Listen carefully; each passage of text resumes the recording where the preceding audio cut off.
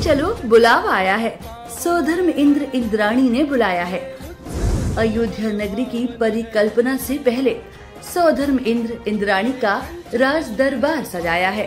जी हाँ, परम पूज्य गणाचार्य श्री 108 पुष्पदन सागर जी महाराज के परम प्रभावक शिष्य भक्तांबर वाले बाबा आचार्य डॉक्टर प्रणाम सागर जी महाराज की पावन प्रेरणा एवं आशीर्वाद से उनकी शिष्या परम पूजनीय आरिका श्री 105 चंद्रजिन श्री माता जी प्रेरणा एवं आशीर्वाद से 6 से 11 दिसंबर 2024 तक महाराष्ट्र के भांडगांव यवत भक्तामर तीर्थ में भव्य पंचकल्याणक प्रतिष्ठा महोत्सव का भव्य आयोजन होने जा रहा है, जिसमें सौधर्म इंद्र इंद्राणी बनने का परम सौभाग्यवती नेहा किशोर कुमार शाह और Shri Kishore Kumar जिंदत Shah Chandu Kaka Saraf and sons private limited jewellers Baramati Pune को प्राप्त हुआ है, जिसका हर्ष व्यक्त करते हुए सौधर्म इंद्र इंद्राणी द्वारा पंचकल्याणक प्रतिष्ठा महोत्सव के सभी पात्रों और मूर्ति दातार को 24 नवंबर रविवार को वात्सल्य भोजन एवं स्वागत अभिनंदन समारोह के साथ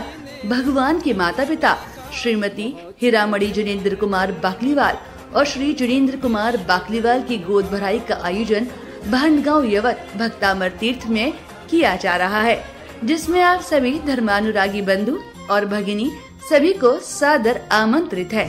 आयोजक एवं निवेदक प्रणाम धारा परिवार ट्रस्ट भांडगांव यवत पुणे महाराष्ट्र स्थित भक्तामर तीर्थ Pune Solapur highway number NH 65 मुक्काम पोस्ट भांडगांव यवत जिला पुणे महाराष्ट्र। दिनांक 24 नवंबर 2024 रविवार। समय सुबह 10:30 बजे से दोपहर 2 बजे तक। संपर्क श्री पांडे जी 7008436664। प्यारे प्यारे भव्यात्माओं, पुरुषार्थ जारी रखो। इस पुरुषार्थ से ही मोक्ष का मार्ग मिलने वाला है। इस पुरुषार्थ से ही मानव जीवन धन्य होने वाला है।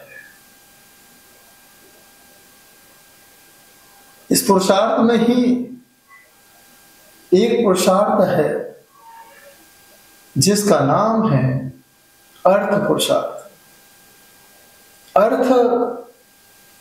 अर्थ का नाम सुनते ही सबके चेहरे पे मुस्कुराहट आ जाती है। स्वाध्याय की आवाज कोई सुनना पसंद नहीं करता है, आती भी होगी तो भी अनसुना कर देता है। मंदिर की घंटियों की आवाज को भी अनसुना कर देता है। परिवार के लोगों की आवाज को भी अनसुना कर देता है कि जब अर्थ पैसा जमीन पर गिरता है, नीर में भी उठ करके बैठ जाते हैं। एक ऐसा पुरुषार्थ जिसकी धुरी पर सारा संसार घूम रहा है, उसी अर्थ के चक्कर लगा रहा है। एक ही शब्द उसके मुंह से निकलता है, ये अर्थ मेरा है। दूसरा कहता नहीं, ये अर्थ मेरा है। तीसरा कहता नहीं, ये अर्थ मेरा है। चौथा कहता नहीं, ये अर्थ मेरा है। लेकिन कभी अर्थ ने कहा मैं तेरा हूं, बस तू ही मेरा मेरा कर रहा है। अर्थ कभी कुछ नहीं कहता है, एक ही शब्द उसके मन में रहता है, मैं अर्थ हूं, इस अर्थ से जुड़ा हूं। जो अर्थ से जुड़ेगा मैं उसे जोड़ करके रखूंगा। जो अर्थ से हटके ऊंचाइयों पर अपने अहंकार की बातें करता है, मैं उसे जुड़ने नहीं देता हूं और हवा में ही घुमाता रहता हूं। याद रखना, एक अर्थ एक पैसा कभी अशुद्ध नहीं होता। ये पैसा हिंदू का भी हो जाता है, मुस्लिम का भी हो जाता है, सिख का भी हो जाता है, ईसाई का भी हो जाता है। यही पैसा एक जैन समाज का हो जाया करता है। जब इस पैसे में कभी गंदगी नहीं रखती है, शमशान में भी जाता है और यही पैसा मंदिर तक आता है। मंदिर में भी हम लोग बिना धोए पैसे को गोलक में डाल दिया करते हैं। हाय रे पैसा, ये कैसा है पैसा जो स्वयं है प्यासा, उसे कहते हैं पैसा। हमेशा प्यासा क्या पैसा,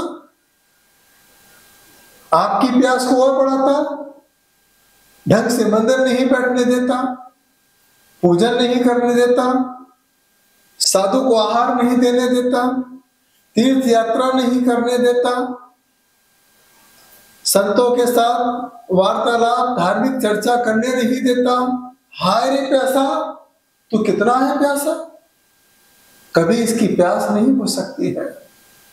जिंदगी भर आप पैसे के पीछे भागते रहो, एक दिन ऐसा आता है आप पैसे के पीछे लग जाते हो। कभी जीवन में आप समर्थ नहीं हो सकते हो। यदि पैसे में ताकत होती तो फिर तीर्थंकर क्यों छोड़ते, भगवंत क्यों छोड़ते, संत क्यों छोड़ते। ताकत पैसे में नहीं, ताकत अपने विचारों में हुआ करती है। जहां पर हम पैसा पैसा करते हैं वहां पर पैसा आपसे कोसों दूर चला जाता है। जहां हम पैसे को छोड़ करके परम पिता परमात्मा को याद करते हैं, ध्यान लगा के चिंतन मनन करते हैं, उनके पीछे ही पैसा चक्कर लगाया करता है। फिर भी सन्यासी पैसों को पैसा नहीं मानता है, उसे तो कागज का टुकड़ा मानता है और आगे निकल जाता है। यह किसी का साथी नहीं है। जीवन में पैसा मेहनत से नहीं, पुण्य के प्रभाव से आता है। यदि पैसा मेहनत से आता तो सबसे ज्यादा पैसा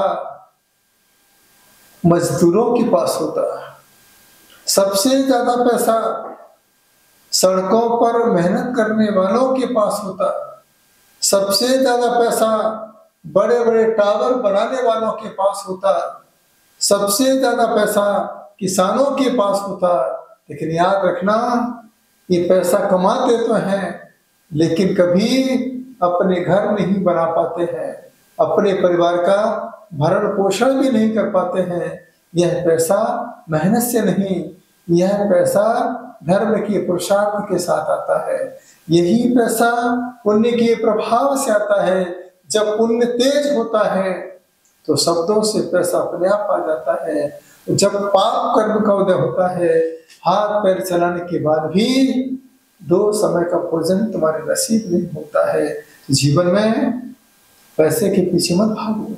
मैंने भी मुंबई में 2 चातुर्मास किए।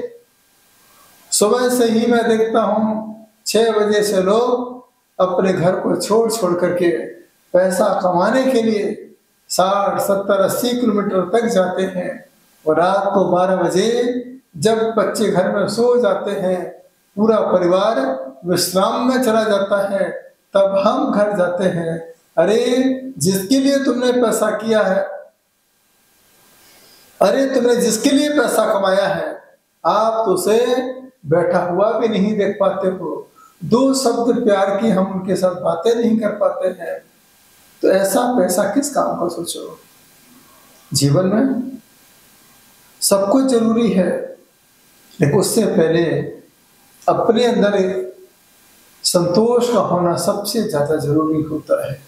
जो संतोष को धारण करता है, समत्व भाव को धारण करता है, एक ही शब्द अपने मन में याद रखता है कि समय से पहले और भाग्य से ज्यादा किसी को कुछ नहीं मिलता है। ऐसे भाव अपने अंदर बना के रखोगे तो जीवन में समता का भाव पैदा हो जाएगा।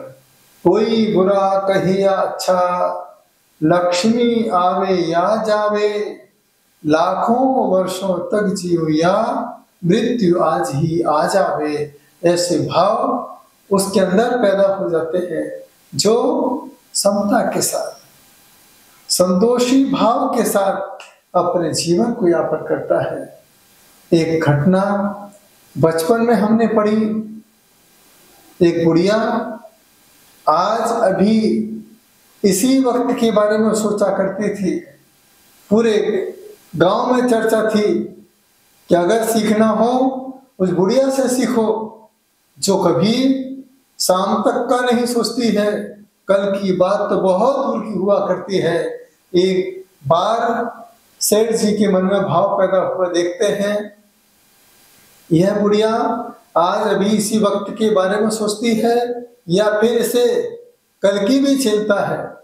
तो वह सेठ एक पूरी टोकरी भर कर लेके आता है, जिस पर सभी राशन पानी हर प्रकार की चीजें उपयोगी उसने टोकरी में रखी और लेके सीधा बुढ़िया के घर के पास तक पहुंचा। वहां देखा, छोटी सी गुड़िया से पूछा, बेटा दादी कहाँ है? गुड़िया ने कहा, दादी तो इस समय मंदिर गई है, थोड़ी देर में आएगी। कोई बात नहीं बेटा, मैं कुछ राशन पानी लेके आया हूं, इसे आप अपने घर में उपयोग कर लेना। तुम्हारे घर में चूल्हा जलता रहेगा और कल की व्यवस्था अपने आप तुम्हारी बनती चली जाएगी। उस बुढ़िया ने सामग्री को देखा, सेठ जी को देखा, सामग्री को देखा, सेठ जी को देखा, ये क्रम चलता रहा। सेठ जी ने पूछा, बेटा क्या बात है, कुछ कम है क्या? और चाहिए तो बता दे और मैं सामान तुम्हारे पास पहुंचा दूंगा। उस छोटी सी बुढ़िया ने कहा, सेठ जी मैं सामान को भी देख रही हूं और आपके सामान को भी देख रही हूं, मैं समझा नहीं क्या कहना चाहती हो बेटा? उस छोटी सी गुड़िया ने कहा, सेठ जी मुझे नहीं मालूम कल क्या होने वाला है, लेकिन मैं इस चेहरे को देख के जान सकती हूं कि कल न कभी न कभी तुम्हारे जीवन में काल आने वाला है, जो कल काल को ला करके खड़ा कर दे। ऐसे कल की मैं कभी चिंता नहीं करती हूँ सेठ जी। आपका सामान आप अपने घर लेके जाइए, जो काल को बुलाना चाहे यह सामान आप उसके पास तक पहुंचा दीजिए। मेरी दादी ने मुझे संस्कार दिया है, बेटा कल की बातें कभी मत सोचना, आज अभी इसी वक्त के बारे में सोचोगे तो आज का वक्त आपके साथ चलेगा। जो कल के बारे में सोचता है आज का वक्त उसका साथ नहीं देता है। कई बार हमने देखा है, जब श्रावक हमारे पास दर्शन करने आता है, मुंह से निकलता है कि फलाने चंद जी नहीं आए, छोटा सा बेटा नहीं आया, सामने वाला नहीं दिखता है, लेकिन हम पूर्व पर्याय के लोगों को याद करते हैं। वही स्थिति आज आपकी है, वर्तमान के बारे में कभी नहीं सोचा करते हैं, भविष्य में क्या होगा, भविष्य की पूरी प्लानिंग करते करते पूरा जीवन निकल जाता है, भविष्य में रह जाता है, अंधकार ही अंधकार होता है, आपका जीवन वर्तमान के साथ व्यतीत हुआ करता है। तो आज अपने मन में एक संकल्प होना चाहिए।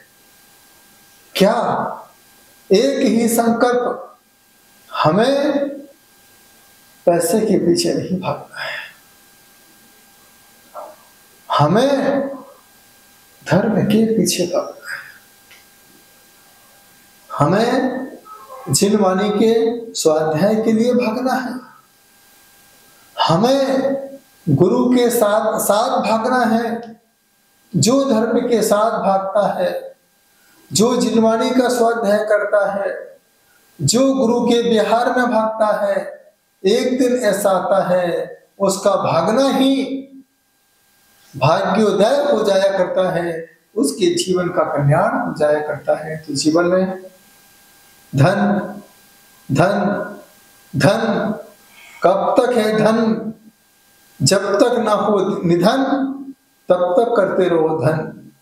जिस दिन निधन हो जाएगा, मिट्टी की काया मिट्टी में एक दिन समाएगी, ना सोना काम आएगा ना चांदी आएगी।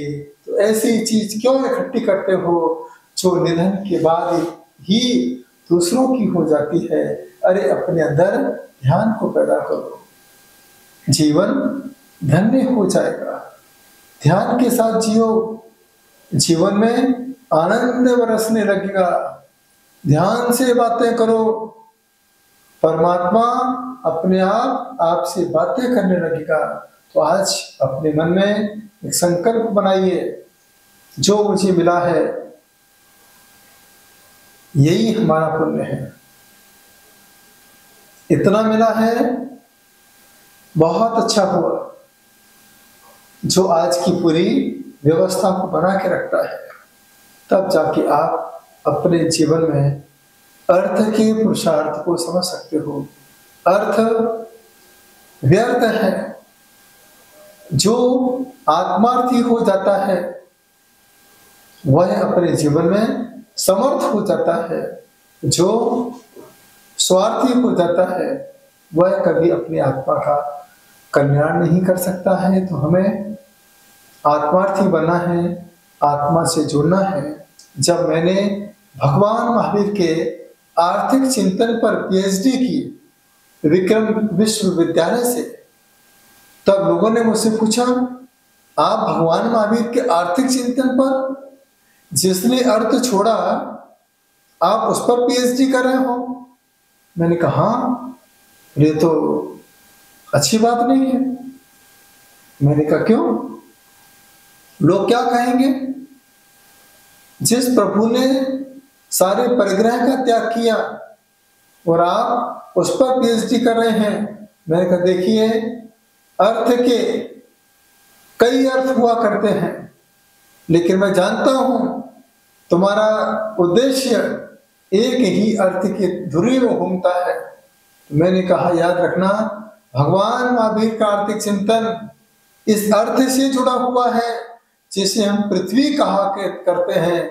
जिस दिन भगवान महावीर का अर्थ इस अर्थिंग से जुड़ जाएगा, उसी दिन इस धरती पर अहिंसा, सत्य, औचौर्य, ब्रह्मचर्य और अपरिग्रह का पालन अपने आप प्रारंभ हो जाएगा। लोगों ने बातों को सराहा, कहा गुरु जी बहुत अच्छी बात है। मैंने कहा अर्थ के बहुत अर्थ हुआ करते हैं। एक अर्थ का अर्थ होता है कि मैं प्रभु आत्मार्थी होना चाहता हूँ, यही मेरा अर्थ है। मैं परमार्थी होना चाहता हूँ, यही मेरा अर्थ है। ऐसे विचार जो अपने मन में बना के रखता है वही समर्थ हो जाता है, उसके जीवन का कल्याण होता है।